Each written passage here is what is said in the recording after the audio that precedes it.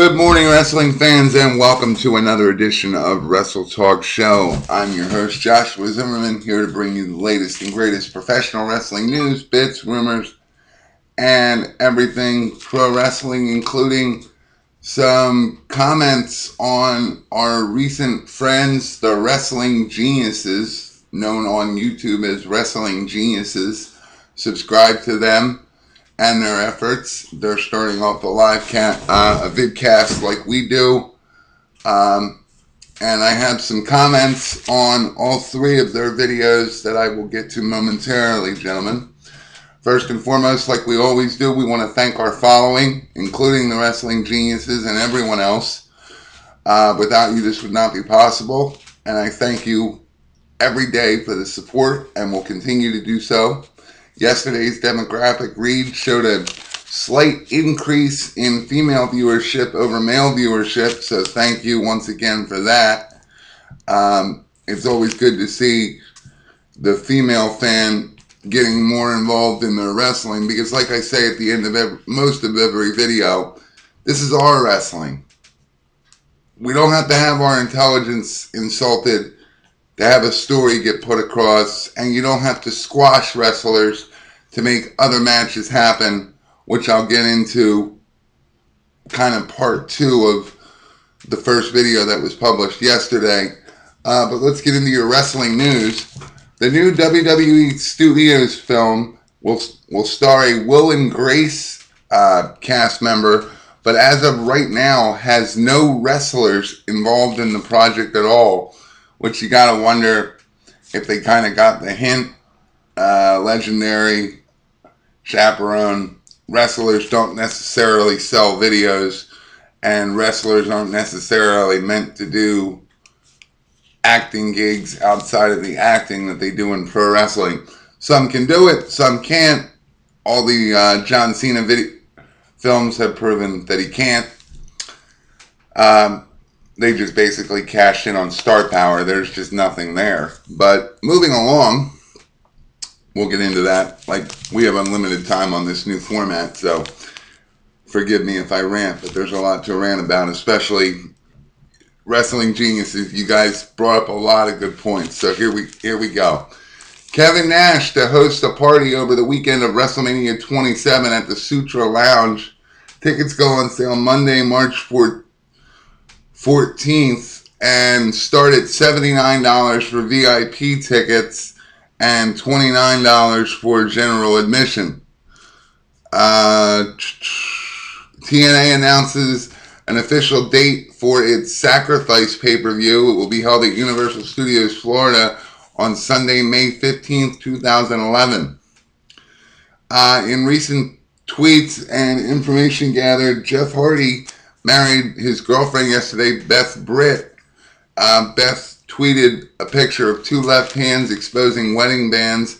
It's not confirmed enough that it's Jeff Hardy's, but there's no reason to see why this wouldn't be true.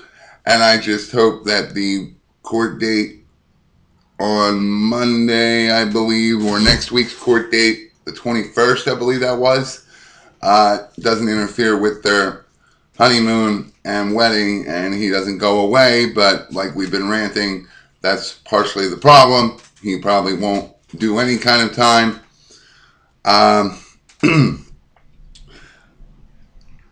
My only thing to that, I'm not to tear it apart. Well, I mean to tear it apart, but not in this fashion. You'd think that they would have gotten married sooner, considering he was facing multiple felony charges, and a wife technically can't be forced to testify against her husband. And there's no one going to tell me that the way Jeff Hardy, and RVD for that matter, put it out there, that she didn't know what was going on. So just a little speculation there as to why it took so long. Road Warrior Animal promotes his new book and says that Ric Flair is still one of the best performers in the business, but doesn't want to see Ric Flair build a legacy of being in wrestling too long. animal is still battling a chip in the C6 vertebrae thanks to Rick Steiner power slam years ago in Japan, and it's an ongoing issue for him. And now, what I've been waiting to get into. Wrestling Geniuses. Thank you for your interest in Wrestle Talk Show. Thank you for your initiative in creating your own video program. I look forward to watching more content from you. I look forward to these back and forths, and I have some points to make. Your most recent video that I looked at, I watched all three, but the most recent video presents a Miz Morrison and a Rock Cena match that I kind of, not that we're in the game of beating each other to the punch, but I got to it in yesterday's video of those are two matches. Well, I don't think I mentioned Miz Morrison, but there were a bunch of other matches like Triple H, Sheamus, Undertaker, Wade Barrett, Miz Morrison, that are solid matches, Rock and Cena, that are solid matches that could build your WrestleMania instead of throwing it all together. And oh yeah, by the way, former World Heavyweight Champion Kane has been thrown into an 8-man tag, and he just barely made the cut. So I agree with you there that Miz Morrison could happen. I'm greatly disappointed with you guys that it hasn't. It's known that Morrison can wrestle, but he can't perform on the mic, so they need to work with him there. And I think that instead of working with him, they're just putting him in things that they think they can get away with minimal effort, instead of breaking him down and working with him. You spend so much money per year on your talent development and creation and recruiting that why not get this guy a vocal coach or whatever he needs to give him the whole package, because the guy can wrestle. It's a given. Wrestling Geniuses, one for you guys. This should be a match. It should have been a match 6 months ago. I dare say a year ago. John Morrison should be one of your headliners. I'm so sick of the overbuffed Triple H, the bloated waterweight Triple H, and that's the only thing you're going to see at WrestleMania. Triple H taking up 3/4 of the ring. By the way, I buried the entire locker room by saying that nothing else at WrestleMania matters except me and The Undertaker, so I have no respect for the people that I work with. So what does this say? This says that, like I mentioned in yesterday's video, where's your youth movement if you're burying Sheamus, Morrison, and Miz? Miz basically is the title holder in this Rock, Cena, Miz thing, and Miz isn't even a factor. Miz is the blunt of gay jokes along with Alex Riley. What sense does that make? You've created the talent just to stop, and the story, just to stop midpoint to give Triple H his return. Why? What's so big about Triple H? We all know the company's going into the ground after McMahon dies. If Triple H and Stephanie take it over, say goodbye to wrestling, to an even field of wrestling where everybody getting their fair shots. If Triple H doesn't like you, it's already established in the locker room now that if Triple H doesn't like you, you do not go far. So where do you see this change of power benefiting any of the new wrestlers? Oh yeah, by the way, great push for Evan Bourne and his comeback, but why bury Sheamus further by losing 3 minutes into a match with the returning Evan Bourne? Really, it's frustrating. And I know I just went on a 4-minute rant with no breath, but really it is. You have stars established. Instead, what the WWE has done for WrestleMania 27 has torn everyone down and put themselves in a position where they had to scramble for matches. And that wasn't the case. They didn't have to do this. Feuds, storylines, and matches were already established. Sheamus should have came back for his revenge, or Triple H should have came back for his revenge on Sheamus. John Morrison should be wrestling the Miz as part of as part of your youth initiative. 1 second.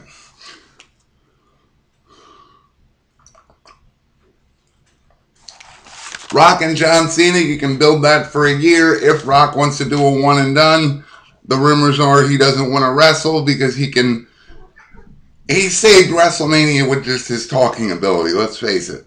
But I couldn't agree more. I think that this year WWE has gone out of its way to break its talent roster down to make it look like they didn't know what they were going to do.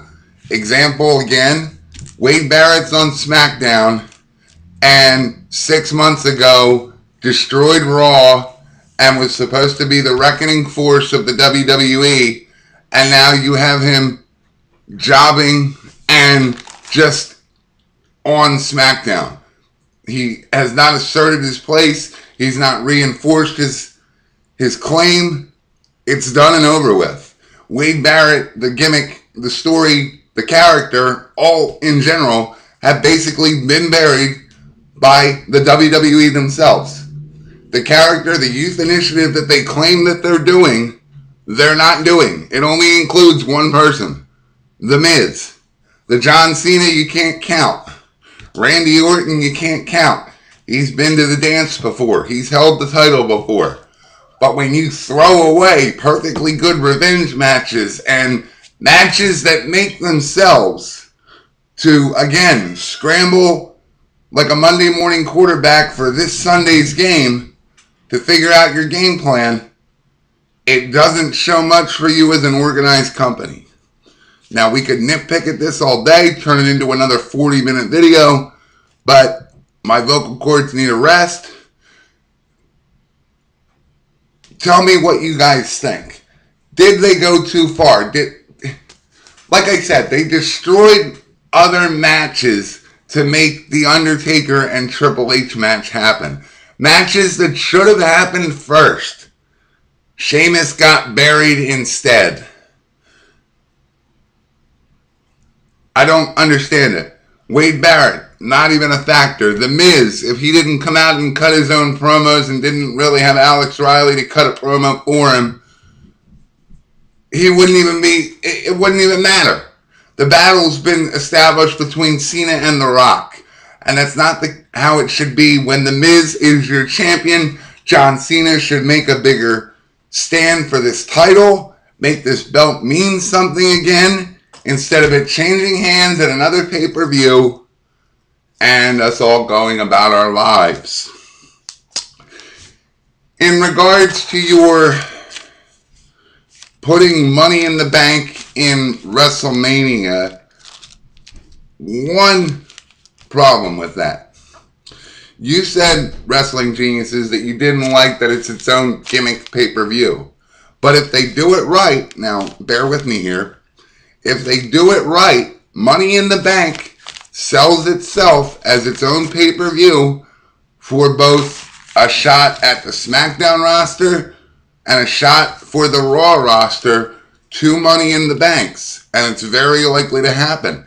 I disagree with you there by saying it should all be looped into WrestleMania when Money in the Bank kind of built The Miz. I mean, I understand it was within WrestleMania at the time, but now the gimmick itself will create buy rates. I believe that. I don't normally agree with anything that they've done with the pay-per-view structure. I don't agree, as you've heard in other videos, with the inflated number of pay-per-views. I don't agree with a lot of it. But I honestly think that Money in the Bank can sell itself as its own pay-per-view. We'll see what they do with that. You let me know how you feel on that, boys. I welcome it. In regards to your, I believe it was the oldest video you posted, where Randy Orton and his Stone Cold Steve Austin gimmick. Couldn't agree with you more, guys. That was the biggest cop-out in the world. It's like, we don't have Stone Cold Steve Austin, but let's see what the fans do if we turn Randy Orton into version 2.0. It didn't work for Matt Hardy. The Viper works for Randy Orton, the Stone Cold face setup, rebellious angle. Stone Cold sold that like no other. No one can do that except Stone Cold Steve Austin. So to see them do it and then back off on it makes sense. But they shouldn't have even done it in the first place. But let me know what you think. Like I said yesterday, do you believe that WWE went out of its way crushing established matches to throw together WrestleMania when it could have just did the follow-through of everything that happened through the course of the year and had some solid matches? I reference again, you could have seen Triple H versus Sheamus for revenge of taking him out of the game for a year. Wade Barrett versus The Undertaker for the Nexus is rolling Undertaker's year off. Miz versus John Morrison, your youth movement showcase that you say is all coming to fruition at WrestleMania, which, unless you're going to do it in the next, what do we have? 2 more Raws? 1 more Raw, 2 more Raws? I have a feeling you're just going to throw it together, but if that was your plan all along, don't say in the beginning of February's conference call that the youth movement will come to fruition at WrestleMania. Tell the truth and say, we're just going to throw it into WrestleMania and whatever happens, happens. You obviously don't care about your youth movement. You have not showcased it. John Cena has not promoted the title match nor the title as being of importance to him. It's just, we're supposed to go with the flow that this is the next, he won the match, the contender match, so the next logical step is to go after the title. Whatever you do, don't enforce that you really want the title. Don't do that. That would be good. Or no, don't do that, because that would take away time that you could bash on Alex Riley and Miz and all your homophobic one-liners. Out of all the material you have, really, that's the best you can do? WWE? Kevin Dunn, are you listening? This is 2011. Like I said in yesterday's video, I have gay friends, I have lesbian friends, I have bisexual friends. We're in a culture, in a society, in a world that accepts it now. Get over it. It's not funny. Might be funny in the back, might make Kevin Dunn laugh, but it's not entertaining. Especially when you're shooting your key demographic to 8 to 18-year-olds, just a summary. And this is what you're telling them. John Cena's your hero, and it's cool to make fun of people with different sexual preferences. That is the message you have sent and are sending. Until next time, Wrestling Geniuses, like I said, thank you for your back and forth. I would like to formally take this moment and say that if we could collaborate on a project, that would be nice. Completely up to you. Shoot me an email at cwecompany@gmail.com. Fans of the show, visit our forums at WrestleTalkShow.webs.com. Friend us on Facebook and Twitter at CWE Company. And subscribe to us at youtube.com/CWE Company. Watch this video along with every other 60-plus archived video.